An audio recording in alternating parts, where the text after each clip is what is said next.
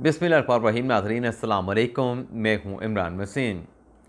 नाज़रीन, इस प्रोग्राम में जो ख़बरें आपके साथ हम शेयर करने जा रहे हैं उसमें एक तो आपको बताएंगे कि इमरान ख़ान को जस्टिस काजी फ़ाइज़ा के बेंच से किस किस्म का रिलीफ मिला है और ये क्या मामला था।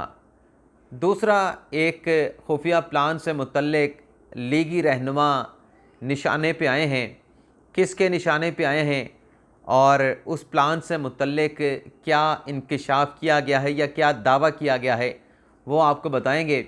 और तीसरी ख़बर, जो कल 5 एंकर्स को जो बड़ी बड़ी पेशकश की गई, ऑफ़र्स की गई, जो कल से आपके साथ हम शेयर करना चाह रहे थे, इस ख़बर की तफसीलात भी आप नाज़रीन के साथ हम शेयर करेंगे। लेकिन इन ख़बरों के साथ साथ दो छोटी सी मुख्तसर सी ख़बरें हैं, उनकी डिटेल भी आपकी खिदमत में पेश करेंगे। मिसाल के तौर पे जो पहली ख़बर आपके साथ हम शेयर करेंगे वो साबिक़ सदर परवेज़ मुशर्रफ से मुतल्लिक है, बल्कि उनकी पार्टी से मुतल्लिक है। जो इलेक्शन कमीशन ने परवेज़ मुशर्रफ की सियासी जमात, मरहूम परवेज़ मुशर्रफ की सियासी जमात आल पाकिस्तान मुस्लिम लीग से मुतल्लिक फ़ैसला सुनाया है। फ़ैसला इलेक्शन कमीशन का ये है, पिछले 4 सालों से आल पाकिस्तान मुस्लिम लीग ने अपने अकाउंट से मुतल्लिक, अपने पार्टी के माली मामलात से मुतल्लिक किसी किस्म की तफसीलात इलेक्शन कमीशन में जमा नहीं कराई।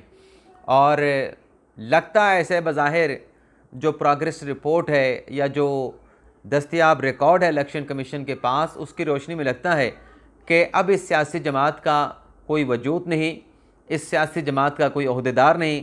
तो इलेक्शन कमीशन ने फ़ैसला सादिर फरमाया है कि आल पाकिस्तान मुस्लिम लीग की जमात को इलेक्शन कमीशन की लिस्ट से, यानी जो रजिस्टर्ड सियासी जमातें होती हैं, उनसे डी लिस्ट किया जाता है।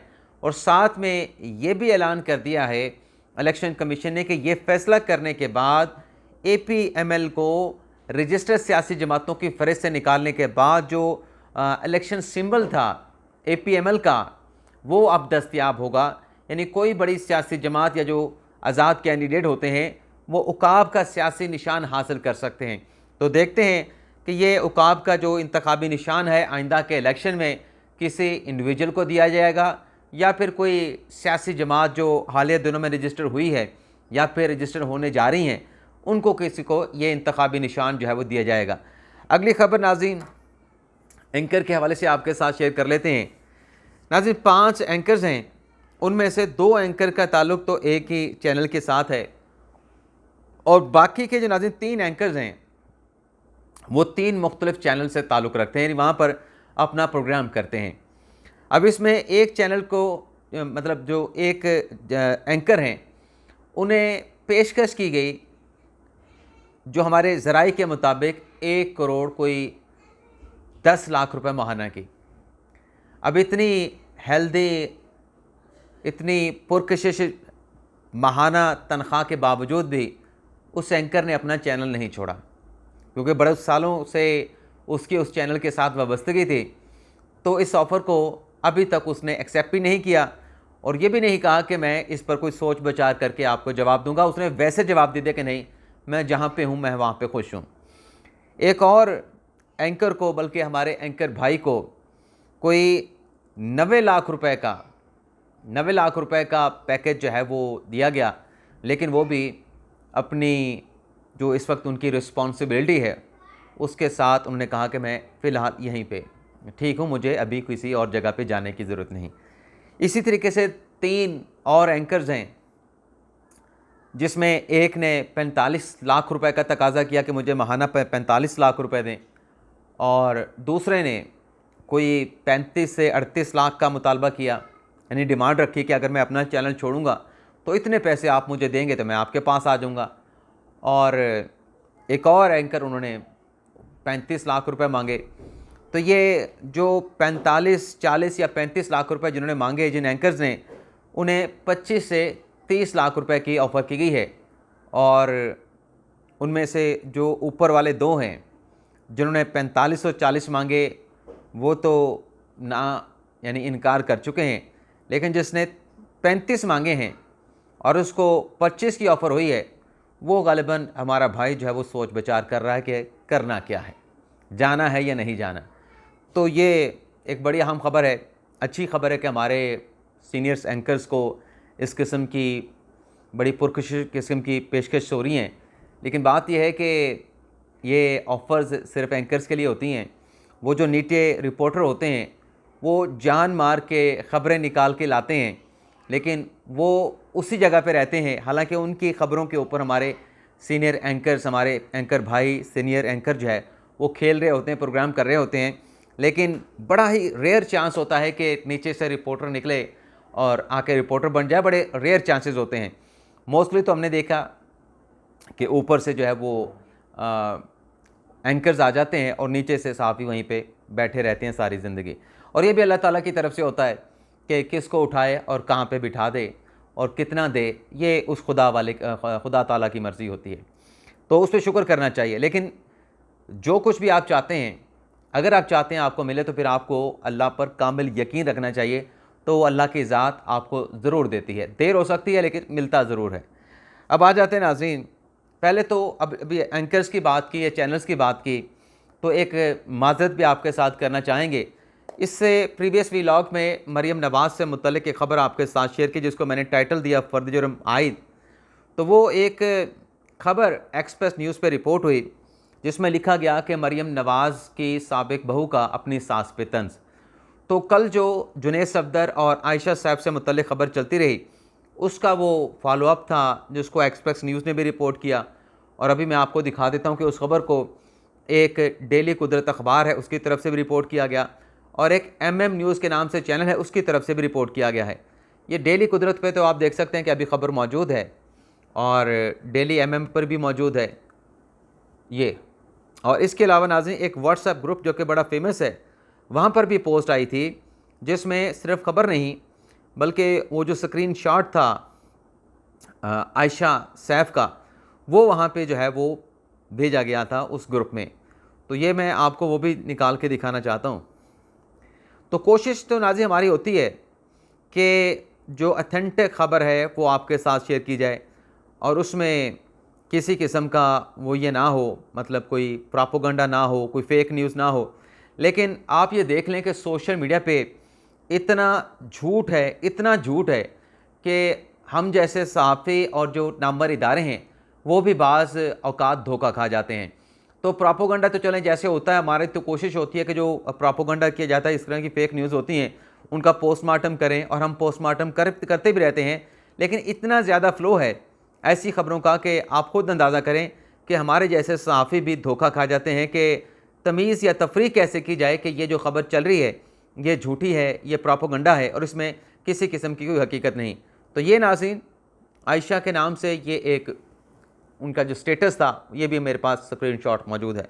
लेकिन बहरहाल अगर हमसे ऐसी गलती होती है तो हम अपनी ख़बर पे आपसे माज़रत भी करते हैं, इस ख़बर पर भी माज़रत करते हैं, और जो इस ख़बर के सब्जेक्ट थे मरियम नवाज़, जुनैद सफदर और आयशा साहब, उनसे भी माज़रत चाहते हैं। अब चलते हैं जो मैंने टाइटल दिया दूसरी ख़बर का, कि खुफिया प्लान और लीगी रहनुमा निशाने पे आ गया। ये नाज़रीन लीगी रहनुमा है आज़म नज़ीर तारड़ साहब, और इनको निशाने पे रखा है सहाफ़ी असद तूर साहब। और जो उन्होंने कंटेंट दिया है अपने यूट्यूब चैनल पे अपने वीडियो लॉग में, उससे मैं कुछ इख्तलाफ करने जा रहा हूँ, और मेरी नज़र में जो हक़ाइक़ हैं, क्योंकि ग़ालिबन जो वो उनकी इंटरप्रिटेशन थी, जो उन्होंने बताया कि ये ख़बर है या ये कोई खुफिया प्लान है, मेरी नज़र में वो सारा मामला है क्या, हकीकत क्या है, वो आपके सामने रखूँगा। एक तो असद तूर साहब ने कहा कि जो आज़म नज़ीर तारड़ साहब हैं, उन्होंने नून लीग को भी नुकसान पहुँचाया और पाकिस्तान बार काउंसिल को भी नुकसान पहुँचाया। अब पाकिस्तान बार काउंसिल पे नहीं जाते, पाकिस्तान बार काउंसिल को अकेला शख्स नुकसान नहीं पहुँचा सकता। पाकिस्तान बार काउंसिल में बहुत सीनियर वकला मौजूद हैं, सिर्फ आज़म नज़ीर तारड़ से पाकिस्तान बार काउंसिल नहीं चल रही। उसमें अमजद शाह साहब हैं, एहसन भून हैं, उसमें कल्बे हसन हैं जो सबके उस्ताद हैं। वो अगर कह दें कि यहाँ से नहीं हिलना, तो कोई वहाँ से हिल भी नहीं पाएगा, चाहे वो आज़म नज़ीर तारड़ क्यों ना हो। इसी तरीके से वहाँ पर और भी बड़े बड़े नाम हैं, फ़ारूक एच नाइक हैं, उसमें यासिन आज़ाद हैं, उसमें और भी बड़े नाम हैं। तो ये पूरा एक ग्रुप है तो आज़म नज़ीर तारड़ के डिक्टेशन के ऊपर पाकिस्तान बार कौंसिल नहीं चली, तो ये असद तूर साहब ने हक़ाइक़ के मुनाफी बात की। दूसरा, उन्होंने कहा कि नैब तरमीम के ज़रिए आज़म नज़ीर तारड़ ने जो तरमीम की, तमाम लोगों के केसेस ख़त्म हो गए। वो उन्होंने कहा कि अलग बात है कि सुप्रीम कोर्ट ने उनको नलीफाई कर दिया, उन नैब तरमीम को ख़त्म कर दिया, लेकिन इन नैब तरमीम से आज़म नज़ीर तारड़ जो है वो नवाज शरीफ के केसेस ख़त्म नहीं करवा सके। अब इसमें जो हकीकत है, नैब तरमीम से नवाज शरीफ का केस ख़त्म हो नहीं सकता, और नैब तरमीम सर नवाज शरीफ और मरीम नवाज़ ने हाई कोर्ट में जो केसेस थे उन पर किसी किस्म का फ़ायदा ना लेने का फ़ैसला भी किया था। और जब एक केस ट्रायल कोर्ट से हाई कोर्ट में आ जाए तो उसमें ग़ालिबन नए कानून का इतलाक़ उस तरीके से हो भी नहीं सकता था। जब केस कोर्ट में पेंडिंग है और फिर उसमें इश्तिहारी हो चुके हैं, जब तक नवाज शरीफ पेश नहीं होंगे तो उसमें किसी किस्म का कोई रिलीफ मिलने का चांस भी नहीं था, चाहे नैब तरमीम आप कर भी लें नवाज शरीफ के हवाले से। पहले तो उनको आके पेश होना होगा, तो यहाँ पे आज़म नज़ीर तारड़ क्या कर सकते थे। दूसरा, उन्होंने कहा कि तीसरी जो उन्होंने बात की कि आज़म नज़ीर तारड़ साहब ने जो आर्मी एक्ट है ऑफिशियल सीक्रेट में तरमीम कर दी, ये तरमीम आगे चल के शरीफ ख़ानदान और नून लीग के ख़िलाफ़ इस्तेमाल होंगी। अब यह भी हकीकत के बरक्स है, आज़म नज़ीर तारड़ अकेले से तो तरमीम को पास ही नहीं करवा सकता, चाहे वो ऑफिशियल सीक्रेट एक्ट की हो, चाहे वो आर्मी एक्ट में हो। ये तो पार्लिमान का काम था। आज़म नज़ीर तारड़ अकेले का तो एक ही वोट था, उसका तो एक ही वोट था ना, बाकी तो पूरी नून लीग ने वोट डाला, इत्तेहादी जमातों के अरकान ने वोट डाला, तो सबकी मंशा के साथ ये हुआ। और अगर माजी में ये उनके ख़िलाफ़ इस्तेमाल होगा या ऐसा खदशा है, ख़तरा है, तो क्या आज़म नज़ीर तारड़ के अलावा पूरी नून लीग, शरीफ ख़ानदान और इत्तेहादी सियासी जमातों के जो अरकान थे वो क्या गूंगे बहरे थे? क्या उनको नहीं पता था? क्या उनकी आंखों पे किसी ने पट्टियाँ बांध दी थी? क्या उनके हाथ किसी ने बांध दिए थे? तो अकेले आज़म नज़ीर तारड़ को मोरद इल्ज़ाम नहीं ठहरा सकते, और फिर उसमें कुछ हकीकत भी होनी चाहिए मोरद इल्ज़ाम ठहराने पे। अगली वो बात करते हैं जो ग़ालिबन अभी जो सुप्रीम कोर्ट ने प्रैक्टिस एंड प्रोसीजर केस का फैसला सुनाया है, उसमें जो हमारे असद भाई प्रोग्राम करते रहे, जो उसमें बात करते रहे, जो उनका अपना पॉइंट ऑफ व्यू था, उसके बरक्स इस केस में बात की। अब वो कहते हैं कि ये जो 62 1F की नाहिली है, वो असद तूर साहब कहते हैं कि वो कॉन्स्टिट्यूशन प्रोविजन है। अब असद तूर साहब से मैं ये दरख्वास्त करूँगा, हमारे दोस्त हैं, हमारा रिगार्ड है बड़ा, मैं सिर्फ इख्तलाफ कर रहा हूँ और ये बता रहा हूँ कि आइन के आर्टिकल 62 1F में किसी जगह ताहयात नाअहली नहीं लिखी गई, किसी जगह भी। और ये इफ्तिखार चौधरी साहब की फ़र्स्ट टाइम इंटरप्रटेशन थी कि चूँकि लिखा नहीं गया तो लिहाजा इसको ताहयात समझा जाए। अब इस इंटरप्रटेशन का नुकसान क्या हो रहा था? नुकसान आप सुने। नुकसान ये हो रहा था कि अगर आपका ये एक मोबाइल फ़ोन है या आपका एक अकाउंट है किसी बैंक में, उसमें अगर चंद हज़ार रुपए पड़े हुए हैं या 5 लाख रुपए भी पड़े हुए हैं और वो आपके हैं, यानी कि चोरी के हैं, मनी लॉन्ड्रिंग के हैं, आपका अपना पैसा है, आप 5 लाख को छोड़ें। अब कोई दोस्त सवाल उठा देगा 5 लाख बंदा कैसे बोल सकता है? भाई 50,000 पड़ा है, भाई 5,000 पड़ा है, आपको नहीं याद रहा। अगर आपने वो डिक्लेयर नहीं किया तो पॉलिटिकल अगर इंजीनियरिंग करनी हो तो उस 5,000 को डिक्लेयर ना करने पे आप पे 62 1F लग सकता है और आप ताहयात नाअहल हो सकते हैं। और ऐसा हुआ है, एक बैंक अकाउंट ज़ाहिर ना करने पे एक रहनुमा के ऊपर ग़ालिबन ये आर्टिकल 62 1F लगा है, और एक शनाख्ती कार्ड 2 कापियाँ बन गई, उसके ऊपर भी एक रहनुमा ताहयात नाअहल हुआ कि तुमने 2 बनाई थी, तुम्हारे पास 2 थी, तुमने दोनों क्यों नहीं बताई, उस पर भी ताहयात नाअहल हुआ है। तो इस तरह से फैसले होते रहे, लेकिन ये आइन में कहीं नहीं लिखा हुआ। दूसरी जानिब एक बंदा कत्ल करता है, कत्ल करने के बाद 14 साल की सज़ा भुगत के वापस आए, वो इलेक्शन लड़ सकता है। एक बंदे ने करप्शन की है, उसने 10 करोड़ रुपए गबन कर लिया, 1 अरब गबन कर लिया, वो नैब से अगर उसको 10 साल की सज़ा हो जाए तो 10 साल की सज़ा के बाद और फिर 5 साल की नाअहली या 10 साल की नाअहली के बाद वो 20 साल के बाद आके दोबारा इलेक्शन लड़ सकता है। मतलब इतने संगीन जराइम पे तो आपको सालों के बाद आप दोबारा आके इलेक्शन लड़ सकते हैं, लेकिन आपने एक तनख्वाह नहीं ली और अपने बेटे से नहीं ली और वो जमात भी ख़त्म, वो कंपनी भी ख़त्म हो चुकी, लेकिन आपके ऊपर ताहयात नाअहली लगा दी गई। ये बेटे से आपने तनख्वाह चूँकि लेनी है, आपकी रिसीवेबल है, तो लिहाजा आप किसी वक्त भी ले सकते हैं, आपको ये बतानी चाहिए थी। तो ये कहीं भी आर्टिकल 62 1F में नहीं लिखा। अब वो कहते हैं कि जो इलेक्शन एक्ट में तरमीम की गई है इस तरमीम से ये ताहयात नाअहली नहीं ख़त्म हो सकती। अगर इस तरमीम से जो इलेक्शन एक्ट में की गई है 5 साल की नाअहली की मियाद कर दी गई है, अगर ये नहीं हो सकता तो फिर जो election practice and procedure case में हुआ वो भी नहीं हो सकता था, क्योंकि वहाँ पर तो एक राइट ऑफ अपील दे दिया गया आर्टिकल 184(3) में, वो भी कॉन्स्टिट्यूशन का आर्टिकल था। वहाँ पर फिर सिंपल लेजिस्लेशन से कैसे आपने राइट ऑफ अपील दे दिया, और आप हमारे भाई असतुर वीलॉग भी करते रहे, कहते रहे कि ये हो सकता है, क्योंकि आर्टिकल, बल्कि मैं एक और भी देख रहा था, हमारे कुछ दोस्त एक वीलॉग में बात कर रहे थे और उसका एक क्लिप जो है वो साकिब बशीर साहब ने शेयर किया, जिसमें कह रहे थे कि जो चीफ जस्टिस हाई कोर्ट के अख्तियारात हैं वो भी रेगुलेट होने चाहिए, उनमें भी शफाफियत आनी चाहिए। बिल्कुल होना चाहिए, शफाफियत होनी चाहिए, हर अदालती फोरम पे होनी चाहिए।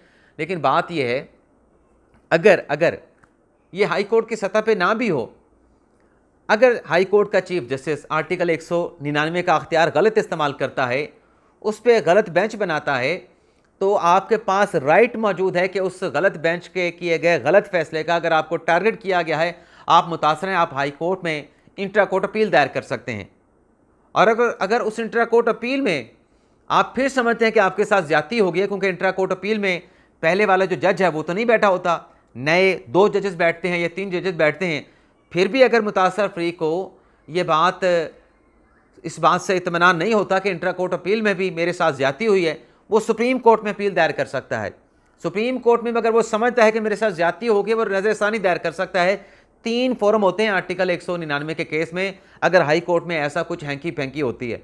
लेकिन सुप्रीम कोर्ट में क्या होता था, आर्टिकल 184(3) में चीफ जस्टिस ने हम ख्याल बेंच बनाया, हम ख्याल बेंच के साथ मिल के मन मर्जी का फैसला दे दिया, और उससे मुल्क को अरबों डॉलर का नुकसान हुआ। टेकोडेक का केस है, स्टील मिल का केस है, क्या ऐसा कोई फैसला हाई कोर्ट का है जिससे पाकिस्तान को अरबों रुपए का, हमारे इदारों को अरबों रुपए का, हमारे खजाने को अरबों रुपए का नुकसान बोझ बर्दाश्त करना पड़ा हो? कोई फैसला नहीं। ये सुप्रीम कोर्ट में आर्टिकल 184(3) सो मोटो के अख्तियार में राइट ऑफ अपील ही नहीं था, एक मरतबा जो कह दिया बस बात खत्म। तो यहाँ पे सबसे ज़्यादा ज़रूरत थी। तो ये जो असदुर साहब की बात है कि आर्टिकल 62(1)(f) में आप सिंपल लेजिस्लेशन से 5 साल की नाअहली नहीं कर सकते, कर सकते हैं। अगर राइट ऑफ अपील आर्टिकल 184(3) में हो सकता है, तो ये तो उससे लो पेडिस्टल की कानून साजी है। आर्टिकल 184(3) में राइट ऑफ अपील देना एक बड़े पेडिस्टल की कानून साजी। आपने राइट ऑफ अपील दिया, सुप्रीम कोर्ट को समाअत करके अदालत लगाना पड़ेगी, केस जो है वो सुनना पड़ेगा, अपना टाइम जज साहबान को देना पड़ेगा, दलाइल सुनने पड़ेंगे। यहाँ पर तो सिर्फ आइंदा जब भी केस आएगा आर्टिकल 62(1)(f) का, उसमें लिख दिया गया है कानून में कि भाई 5 साल से ज़्यादा नहीं होगी। और शरी हमारे कानून भी इस बात की इजाज़त नहीं देते कि आप किसी को ताहयात नाहल करते हैं, हमारे शरी कानून भी इस बात की इजाज़त नहीं देते। और अगर जैसा कि उन्होंने कहा कि अब इनका प्लान ये है कि जो नॉमिनेशन पेपर नवाज शरीफ जमा कराएंगे वो चैलेंज हो जाएंगे, फिर मामला सुप्रीम कोर्ट तक पहुंचेगा, उससे शायद नवाज शरीफ को रिलीफ मिल जाए और सुप्रीम कोर्ट इस इलेक्शन एक्ट की जो है वो नई इंटरप्रटेशन कर दे कि नहीं कानून आ गया है, अब आर्टिकल 62(1)(f) जो है वो उसका इतलाक़ नहीं होगा। ये मफरूज़े हैं। जब कानून बन गया है तो बात तय हो चुकी है कि अब नाअहली 5 साल की है। जब वो कानून चैलेंज होगा, जब नॉमिनेशन पेपर आएंगे, तब देखा जाएगा। और एक भी और भी बात की है सत्तूर साहब ने कि अगर नॉमिनेशन पेपर के थ्रू भी सुप्रीम कोर्ट तक लिस्ट ना मिला, तो फिर ये 2/3 अक्सरियत इंतखाबात में हासिल करने की कोशिश करेंगे। और जब 2/3 अक्सरियत ना मिली तो फिर इत्तेहादी जमातों के साथ मिलकर 2/3 अक्सरियत के साथ आइन में तरमीम करेंगे। और भाई ये सब कुछ करने की ज़रूरत ही नहीं है, ये सब कुछ करने की ज़रूरत नहीं है। बस कानून बन गया है ना, कानून के बाद अगर वो प्रैक्टिस एंड प्रोसीजर कानून सस्टेन कर पाया है तो ये भी सस्टेन रहेगा।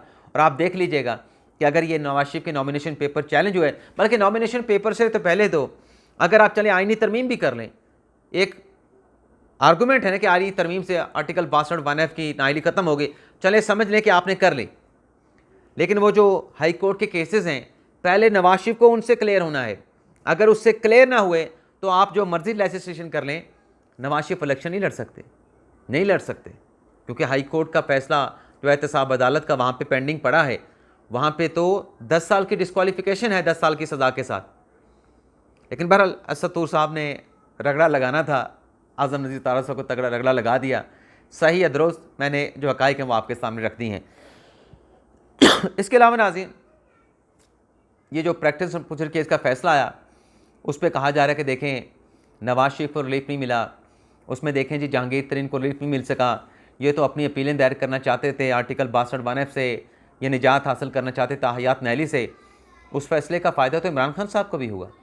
अगर अपील का इतलाक़, अगर अपील का राइट इमरान खान साहब को मिलता या नवाज शरीफ या जहांगीर तरीन को मिलता, तो फिर जो इमरान खान साहब का वो जो फैसला है ना ताहयात सादिक और अमीन वाला, उस पर फिर हनीफ अब्बासी को भी राइट ऑफ अपील मिलना था। उसने भी कहना था जनाब ये फ़ैसले पे अपील करें, इसको दोबारा से देखें कि इमरान खान सादिक और अमीन कैसे का आपने करार दिए। ये तो इनके बयानात में इन्होंने 6 मौके पर आपके सामने दिए, एक मौके के बाद दूसरा मौके बदला, तो ये इनसे डिक्लेरेशन वापस लें, इनको नाहल करें, तो वो मामला उनके गले भी पड़ सकता था। अब इसमें जो अहम बात है ये जो रिलीफ 8-7 से इमरान खान साहब को मिला, जिसमें काजी फैसल साहब दूसरी साइड पे थे, 7 जजेस की साइड पे थे। इसमें आप देखें कि काजी फैसल साहब ने शफाफियत कैसे रखी है। अगर वो चाहते, उनके जहन में अगर ऐसी कोई बात, कोई बदनीयती मेलाफाइडी होती, तो वो, जैसा कि मेरी एक राय थी जो मैंने आपके सामने रखी, कि अगर तमाम जो चीफ जस्टिस साहबान हैं, जिसमें मौजूदा चीफ जस्टिस, आइंदा आने वाले मुस्तकबिल के चीफ जस्टिस साहबान को निकाल के ये बेंच बनता, तो फिर अपील भी बरकरार रहती, अपील का माजी से इतलाक़ भी बरकरार रहता, क्योंकि उस बेंच को हेड करते। इसी फैसले की रोशनी में मैं आपको बता रहा हूँ, इन जज साहबान ने जो फैसले दिए हैं उनकी राय के मुताबिक आपको बता रहा हूँ कि प्रैक्टिस एंड प्रोसीजर केस जो है, जो कानून है वो भी बरकरार रहता, अपील भी बरकरार रहती और अपील का माजी से इतलाक़ भी बरकरार रहता। अब अगर 8 जज साहबान सुनते जिन्होंने चीफ जस्टिस नहीं बनना, और उसमें रेशो क्या होता 7-1 का, और अपील के ऊपर, माजी के इतलाक़ के ऊपर वो जो रेशो होता वो 5-3 हो जाता। अब इसमें कोई दोस्त ने मुझसे सवाल पूछा कि इमरान साहब आप जो कह रहे हैं, अगर इस तरीके से काजी फैसल साहब बेंच बनाते 8 जजेस का, तो फिर तो राइट ऑफ अपील भी मिल जाना था। अभी तो देखें फुल कोर्ट पे राइट ऑफ अपील भी नहीं मिलता। तो ये तो फिर काजी फैसल साहब की ट्रांसपेरेंसी है ना कि तमाम जज साहबान को एक साथ बिठा दिया, क्योंकि 8 के बाद पीछे 7 बचने थे। इस दौरान 2 जज नए आ जाते, 2 जज नए आते, क्योंकि सुप्रीम कोर्ट में जो स्ट्रेंथ है जजेस की वो 17 है, लेकिन मौजूद इस वक्त जो तैनात हैं जजेस वो 15 हैं। 2 नए जज, एक सिंध हाई कोर्ट से और एक किसी और हाई कोर्ट से, लाहौर हाई कोर्ट से लगा के 9 जजेस बाकी बचते। उसमें काजी फैसल साहब बेंच बनाते तो उसमें भी इम्कान था कि फ़ैसला 5-4 से आ जाता। जो 8 रुकनी बेंच करता, उस पर लार्जर बेंच जो बनता वो फिर 5-4 से इस फैसले को सस्टेन कर देता, तो राइट ऑफ अपील भी बच जानी थी। तो जहां नवाज शरीफ को राइट ऑफ अपील मिलना था, जहांगीर तरीन को मिलना था, वहीं इमरान खान के खिलाफ भी राइट ऑफ अपील आना था, और वो जो सादिक और अमीन का फैसला था वो भी फारिग हो जाना था। लेकिन काजी फैसल साहब ने ऐसी कोई दूर की कौड़ी लाने की कोशिश नहीं की। उन्होंने तमाम जज साहबान को बिठा के ट्रांसपेरेंसी को भी इंश्योर किया और पूरी दुनिया के सामने लाइव टेलीकास्ट किया इस केस को, कि देखें क्या हो रहा है और अदालत ने क्या फ़ैसला दिया है। तो ये था नाज़रीन हमारा वीडियो लॉग। आपसे इजाज़त चाहते हैं। अल्लाह ताला हम सब का हामी नासिर हो। अपनी दुआ में याद रखिएगा। अल्लाह हाफ़िज़।